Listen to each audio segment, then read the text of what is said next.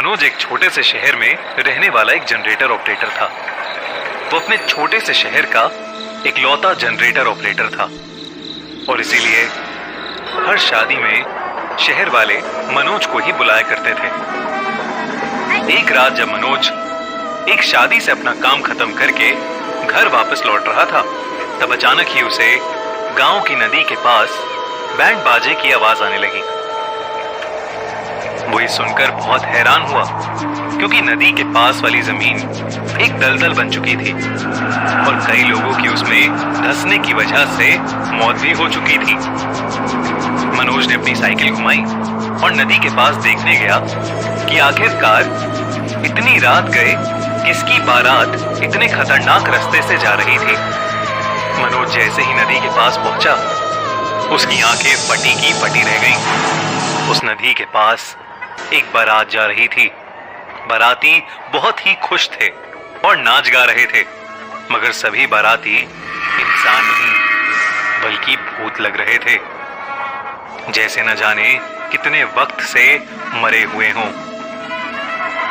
किसी की स्किन सड़ी हुई थी तो किसी की आंखें गायब थीं और उस बारात का दूल्हा सबसे डरावना लग रहा था। मनोज ये सब देख ही रहा था कि अचानक ही उसकी आंखों के सामने नदी के पास वाली जमीन धंस गई। वो जमीन जिस पर दूल्हा खड़ा था, ये देखते ही मनोज की चीख निकल गई और सभी बारातियों का ध्यान मनोज पर चला गया। जमीन धंसने की वजह से दूल्हा नदी में गिर चुका था, पर बाकी के भूतिया बाराती जब दूल्हे को बचाने आगे बढ़े तो जमीन और धंसती चली गई और देखते ही देखते बारात के सभी आदमी उस नदी में गिर गए।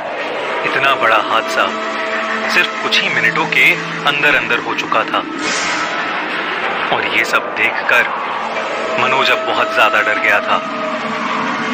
वो जैसे ही वहां से भागने लगा, उसका शरीर पूरी तरह से फ्रीज हो गया। उसकी कोशिश करने के बावजूद उससे खुद को हिलाया नहीं जा रहा था। तभी मनोज को ऐसा लगा जैसे उसके पीछे कोई खड़ा है। उसने पीछे देखा तो एक भूतिया औरत उसके पीछे खड़ी रो रही थी। वो मनोज से कहने लगी, भाई साहब हमारी मदद करो, हम सबके पति मर गए हैं, मेरा बेटा मर गया है, उसकी लाशें निकलवा दो। ये बोलते ही वो औरत जोर जोर से रोने लगी और उसकी आंखें बिल्कुल लाल हो गईं। उसकी आंखों में देखते देखते मनोज उसके वश में आ गया।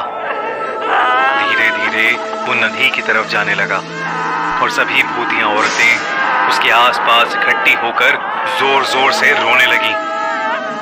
मनोज नदी में कूदने ही वाला था कि उसका बड़ा भाई दौड़ता हुआ आया और उसने मनोज के ऊपर एक राख जैसी चीज डाल दी। वो राख सर पर पड़ते ही मनोज वापस होश में आ गया और डर के मारे चिल्लाने लगा। तब तक वो सारी औरतें वहां से गायब हो गई थीं।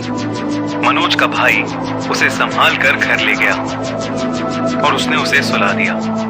सुबह होते ही मनोज की दादी उसके पास आकर बैठी और उसे ये बताया कि जब वो 6 साल की थी तब उन्होंने सुना था कि नदी के पास से गुजरने वाली एक बारात के सारे मर्द नदी में गिरकर मर गए थे।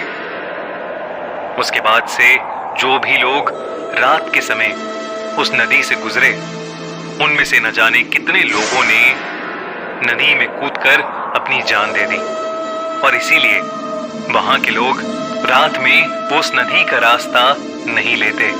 मनोज के बड़े भाई ने अपनी दादी को पहले ही बता दिया था कि मनोज के लौटने वाले रास्ते के बीच में वो नदी पड़ेगी और इसलिए उसकी दादी ने मनोज को बचाने के लिए उसके भाई को वहां पहले ही भेज दिया था।